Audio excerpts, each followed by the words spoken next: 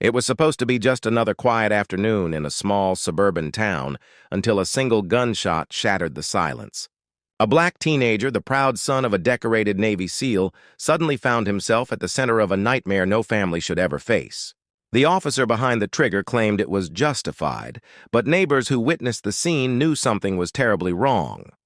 In that moment, a routine day turned into a tragedy that would draw national attention.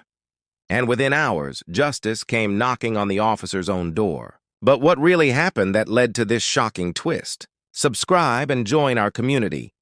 Marcus had grown up in the shadow of discipline, honor, and sacrifice.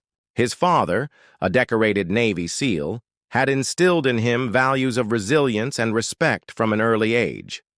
To the neighbors, Marcus was just a bright, easygoing teenager with an easy smile, the kind of kid who carried groceries for the elderly and stayed late after practice to help clean up. To his family, he was the future, carrying their hopes with the same determination his father once carried into battle. Life in their suburban neighborhood seemed steady, almost ordinary. Barbecues in the backyard, school football games under the Friday night lights, late-night homework at the kitchen table.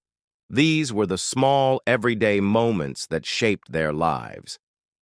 Yet beneath the surface, Marcus was no stranger to the subtle weight of being a young black man in America. His father warned him often, respect the rules, stay calm, never give anyone a reason to doubt your character. Still, Marcus believed his town was different, safe, familiar, almost protective. It was the kind of place where kids rode bikes until the streetlights came on and parents trusted each other's doors to always be open. But that fragile sense of safety was about to be tested, because in communities like these, it often takes only one encounter, one moment of prejudice, one rash decision, for everything to shatter. And on that afternoon, Marcus would find himself face to face with the kind of danger his father had always feared, but could never fully shield him from. That afternoon, Marcus left home like he had so many times before. A quick walk to meet a friend, nothing out of the ordinary. He wore his school hoodie, headphones around his neck, and carried nothing but his phone and wallet. To anyone else, he looked like what he was, a teenager enjoying his weekend. But to one officer on patrol, Marcus became something different. A suspect. The officer claimed later that he fit the description. But neighbors watching from their porches saw only a young black kid being singled out without reason. What started as a simple stop quickly escalated.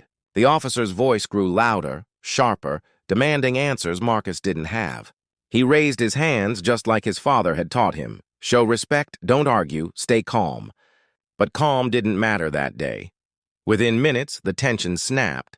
A shout, a movement, and then the deafening sound of a gunshot echoing through the neighborhood. Marcus collapsed to the pavement, clutching his side, his hoodie darkening with blood. Shock spread like wildfire.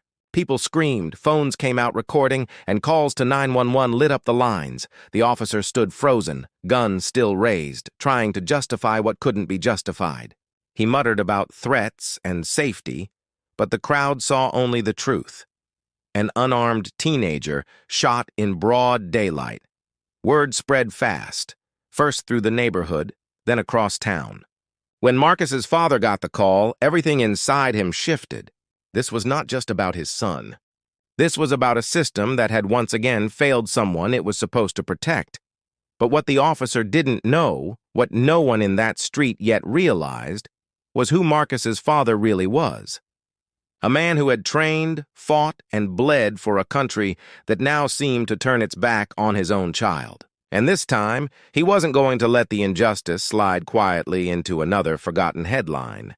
Because within hours, the house of the man who pulled the trigger would no longer be silent or safe, and the whole town was about to witness a response they would never forget. By the time Marcus was rushed to the hospital, the street outside the officer's house was already stirring. Word had spread about who Marcus's father was. Not just a veteran, but a Navy SEAL with a reputation for standing unshakable in the face of danger. And when he arrived home that night, still in his uniform from visiting the base, something shifted in the air. Neighbors stood silently, watching as black SUVs rolled in behind him. These weren't reporters or angry protesters. They were men in plain clothes, with the quiet, disciplined presence of those who had seen combat. His brothers in arms, special forces who had fought alongside him, were there not to create chaos, but to send a message. Inside, the officer sat in silence, blinds drawn, phone buzzing with calls he refused to answer. But when he finally looked outside, what he saw made his face go pale. His street was lined with figures, calm, unmoving, and staring straight back at him. It wasn't violence they carried. It was something heavier. Accountability. The crowd of neighbors grew, phones recording, whispers turning into chants. The officer had a choice: hide inside and let fear consume him, or step out and face the weight of what he had done. For the first time, he wasn't the one in control, and in that moment, when justice seemed to gather outside his very walls, the entire town realized that this was no longer just one family's tragedy. It was a reckoning, because when you harm the innocent, especially the son of a man who dedicated his life to protecting others, the response doesn't fade quietly. It arrives with a force that cannot be ignored. As the night wore on, the silence outside the officer's home grew heavier than any siren. Neighbors had gathered not for revenge, but for justice, for a truth too long ignored. The presence of Marcus's father and his brothers in arms made one thing undeniable. This was not going to disappear into paperwork or another quiet dismissal. The system had to answer.